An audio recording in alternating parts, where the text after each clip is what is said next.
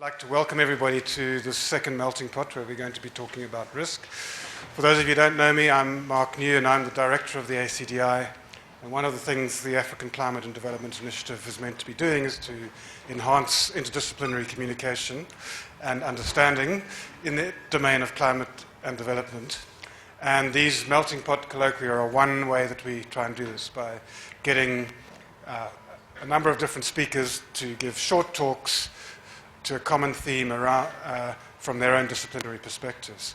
But that's all I'm going to say now because I want to hand over to Joseph Daron, who's agreed kindly to pull this whole thing together. He's going to be our master of ceremonies and for the whole event, and he will introduce the speakers and take over from here onwards so that I can sit back and relax and enjoy the show for a change. Thanks. So I'd like to introduce Greg Freed. So Greg teaches philosophy at the University of Cape Town and has a PhD from Trinity College, Cambridge. Previously he worked as an IT consultant and wrote and edited mathematics books. Greg has a specific interest in the use of formal methods such as social choice theory and game theory in philosophy, and more broadly he reflects on the aims and methods of philosophy, the philosophy of mathematics and history, including ancient and early modern thought. So Greg, over to you. Thanks, Joseph. It's very nice to be here this afternoon. I was very interested to get the initial invitation from Mark. My first thought was that it didn't touch on my particular research interest, something I'd been working on. I've been working recently on a field called social choice theory, which is a formal theory of collective decision-making based on individual preferences. If a whole lot of individuals in a group want different things, well, what should the group do? But then I thought that there was a question that is really strongly relevant to climate change, which I knew nothing about, but which this would give me an opportunity to explore. What I have to say this evening, really, it doesn't involve my research. It's not research-level stuff, but I'm delighted to say that it's given me the chance to begin exploring a new topic. What I want to do is talk about the question of whether we should discount harms to future generations, because, of course, when we're thinking about climate change and the possible degradation it can bring, we might be thinking about short-term problems, but also some medium and long-term problems too. We might be thinking, for instance, about what might happen in a century's time to people who presumably won't include most of us. Now, when we look into our crystal ball, the question is, if we think, well, such and such may happen in a century's time, what should we think about that? How heavily should considerations about what might happen in the long term weigh for us when we make decisions? Now, a number of economists, this is certainly controversial in economics, but a number of economists have said this. They've said that the more remote an event is, a potential event is in the future, the less it should weigh in our deliberations when we're deciding what to do. So, for example, if somebody says to me, you know, there's various things you can do, but one of these options you can choose might bring you a gold ingot. You know, a relevant question for these economists would be, when? If the answer is, well, maybe it'll come in the next 6 months, that's quite exciting. It's significantly less exciting if the answer is, you know, maybe in the next decade or two that gold ingot might make its way towards you. And some economists have tried to be precise about the extent to which events that occur in the future should weigh less in our deliberations than current events or events that might occur very soon. And what they've proposed is various discount rates. And what the discount rate tells you is the extent to which the weight of some event deteriorates, gets less as the years go by. If you've got a discount rate of, say, 1% per annum, that means that this good, which might count a certain amount to you if you were to receive it now, counts 1% less if you're thinking about it now, but it may happen next year, and it will keep counting kind of 1% less each year. It'll keep compounding. But economists are in disagreement about what this discount rate ought to be. So Nicholas Stern, who led the famous Stern report in, I think, 2006, establishes the discount rate as just above 0.1%, which would mean when we're deliberating that when we're thinking about an event that might happen as a result of climate change in, say, 5 years or 10 years, that event will still weigh really heavily with us. We only have a degradation of 0.1% per annum. Other authors propose much higher percentages. An author called Mann suggests 6% per annum when we're thinking about what to do, when we're thinking about our climate-related policy. We should think about the future in terms of a 6% per annum discount rate. Now, what that would mean is that when we're thinking about events that might occur in 100 years' time, they're going to weigh very little with us. If you think about that 6% compounded over 100 years, we end up with an event that, though it might be massive in 100 years' time, really shouldn't count much for us now when we're thinking about climate policy. Now, there's a really profound question here. This is not just a kind of technical matter in economics. The profound question is, what is the right discount rate? It's a deep question because it has to do with our relationship to the future, with how we change the value of things depending on how far ahead in the future they are, the weight of things. And also, though it may seem an abstract question, it has tremendous consequences for our actions to do with climate change, for our climate change policy. If we took, for instance, the 6% discount rate, then we would hardly turn a hair to consider what might happen to the environment as a result of our policy now in 50 years' time. If our discount rate was close to 0%, though, the event in 50 years' time would be fresh. It would be live and crucial for us to think about. I want this evening to discuss an approach by a political theorist called Simon Caney. And for the moment, provisionally, philosophers are very cautious. For the moment, I like this approach. I think there's something to be said in favor of Simon Caney's view. Simon Caney takes a stand against general reasons for a positive discount rate. He says, really, there is no general reason to say that we should discount events just because they take place in the future. There's no good reason that's generally applicable. Nobody says, by the way, that events that count in the future should weigh more heavily with us than events that count in the present. They just say either they should weigh the same or, more commonly, that they should weigh less. So that's the negative part of Caney's view. And then he has a positive part too. He says there's really an excellent reason to say that in certain circumstances our discount rate should be 0 or close to it. We really shouldn't venture much above 0. And these are cases where vital, where crucial human interests are at stake. Now, I'm going to be discussing his approach, and I'm playing a little bit fast and loose with it just for the sake of at least clarity in my own mind. I've rearranged his thinking somewhat, and I hope I'm still faithful to the spirit of Caney's view. Here's the way I'm going to put it. Let's begin now with reasons people have proposed to say that there should be a positive discount rate, general reasons. And as far as I can see, there are 3 kinds of reasons to be found.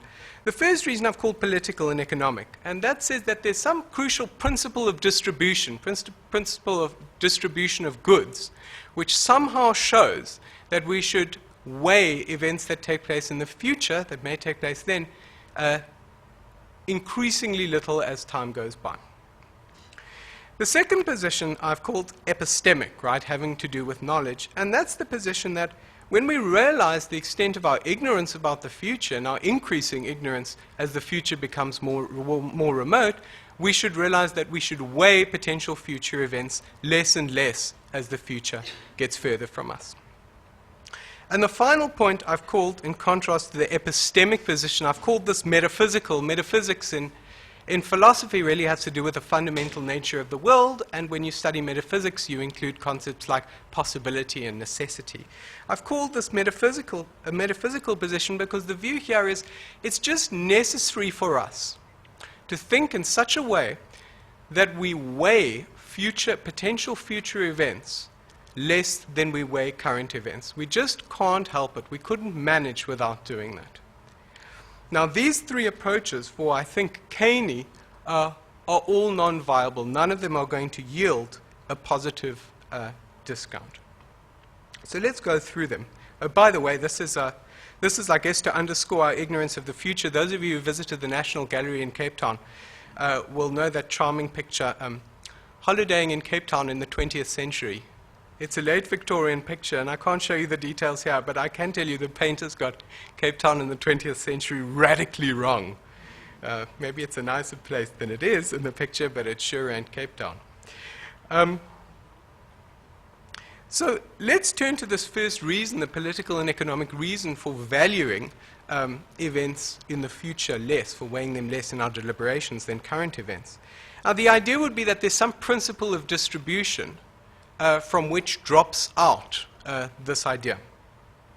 Well, let's look at some principles of distribution, some really famous ones, and let's see if any of them work in this way. First, an obvious one, egalitarianism, according to which you should treat people as equally as possible in the distribution of resources.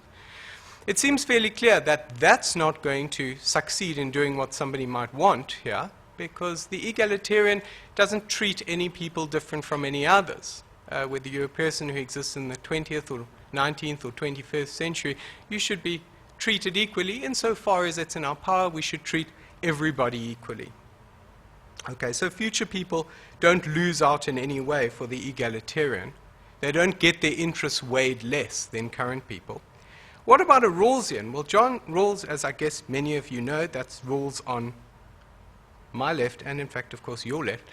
John Rawls is a famous political philosopher, and one of his famous views was that when we think about the distribution of resources, there can be inequalities only insofar, this is just one of his views, only insofar as they benefit the worst off in society. So it's okay to have an unequal society, but in some way this inequality must generate some benefits for those who are worst off. Well, again, there's nothing there about treating the interests of future people with less weight than we treat our own interests. Libertarianism is another famous principle of distribution. That's Robert Nozick, a famous libertarian on the right.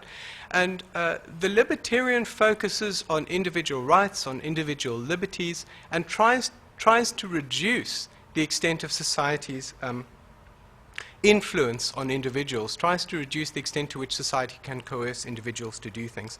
Again, if you have a great number of individual freedoms, it's not obvious, given that every individual is guaranteed these freedoms, how future individuals can in some way be encroached upon, or their liberties can be encroached upon by current individuals.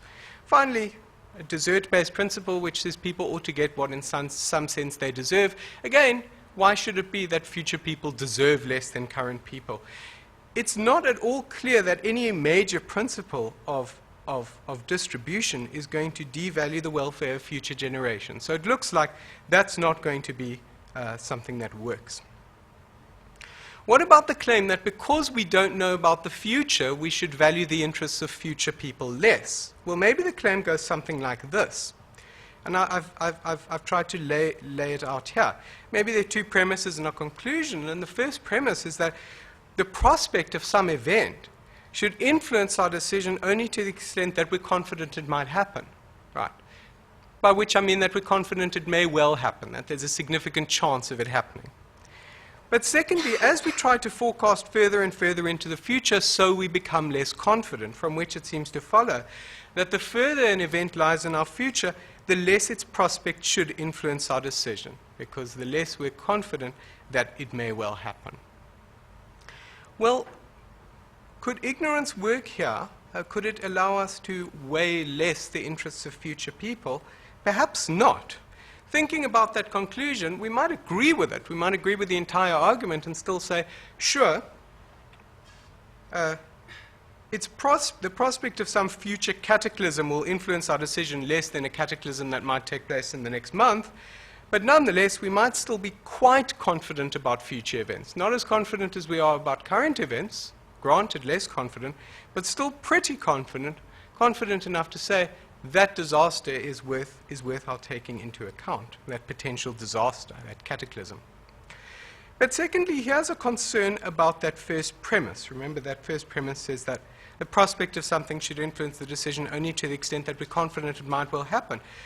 The response might be, even if we aren't confident, we should still be really cautious about policy that may greatly influence future people's lives. Even in the absence of confidence, we should really err on the side of caution.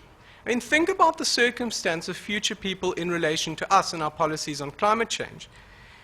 Clearly, they can't have any influence on these policies because they're temporally downstream from us. It's also frequently the case that they won't benefit from these policies if we decide to go on a massive orgy of consumption. We'll get the benefit, they'll be paying. And so it doesn't seem fair that we are at all cavalier about their lives. We need to be really careful. So even if we're not confident that some disaster may occur in 50 years' time as a result of what we do now, we should still be really cautious, err on the side of acting against even the possibility, a relatively small one, of disaster.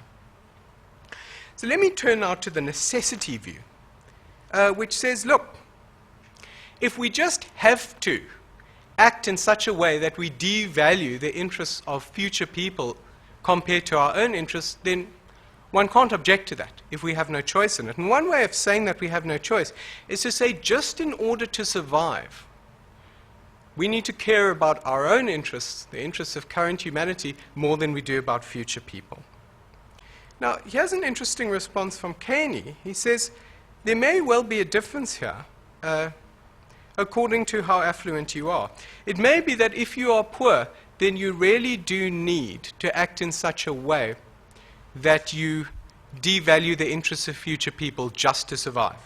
Okay, you really need to burn those fossil fuels and so on. But for affluent people, it's more plausible to say that we can get by without acting in such ways. I mean, for one thing, many of our actions really kind of count as luxuries. We jet around the world on holidays, for instance. And we certainly don't need to do any of that in order to survive. So it seems here on this necessity defense that poor people might be able to get away with saying, look, I just can't help it. I have to act in such a way that the world is a little worse 50 years down the line. But for rich people or rich nations, that defense might not work. So let's turn now, and this is the final part, to Caney's idea about a good reason, what he thinks is a good reason to say that the discount rate ought to be 0 for future generations, at least in certain respects. His idea is this. Every person, right, people who are currently existing, people who don't even exist yet, have certain rights. Why are the rights justified? Well, on the grounds that they protect vital human interests that are sufficient to generate duties on others. So we've got to respect these rights. We've got to act in ways that uphold them. And the rights include the right to life and to subsistence and to health and to property, including the right of no enforced relocation. But these rights are violated, for instance, if their cities, of course that's not a photo of a real event, these rights are violated if their cities become flooded, if they're forced to move, if disease as a result of climate change from our own policies causes many of them to die or causes deterioration in their health. Caney's idea is that our policies may not be such that they endanger these rights for anybody. Not any of our fellow human beings who live now, and not our fellow human beings who will live in the future. Now, let's be clearer about what this means for us. Presumably, what we can do is maintain activities that we just require for protection of our own human rights. If we need to do something to survive, in order to have some reasonable level of health, in order to maintain some property, then we can do that.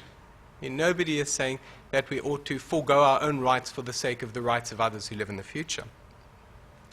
Another thing that we can do, Caney's view doesn't rule it out at all, is to put in place policies which may affect the world in the future in such a way that people's rights aren't threatened. so that future people may have some disadvantage. Maybe it's harder for them to go on holiday travel, for instance. But as long as it doesn't affect their basic rights, Caney's argument doesn't work against that. But Caney's bottom line is this. Our actions, whatever they are in our climate policies, have to protect the rights of future people. And it wouldn't be good enough simply to say, I am passively simply going to avoid threatening. Let me put it this way. It's not good enough to be passive. One has to be active. One has actively to protect the rights of future people. Just as we, or perhaps the state, or some other organization, actively protects citizens' rights. Thank you very much. I'm looking forward to hearing what you have to say about this view.